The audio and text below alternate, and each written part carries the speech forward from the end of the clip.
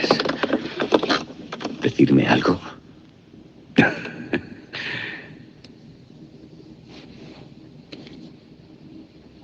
Creo que ya lo sabes. Tiene que haber alguna explicación para lo que he visto esta noche. Solucionaré toda esta porquería más adelante, pero tiene que haber alguna jodida y sencilla explicación. Siempre buscas el engaño. Incluso ahora intentas racionalizarlo.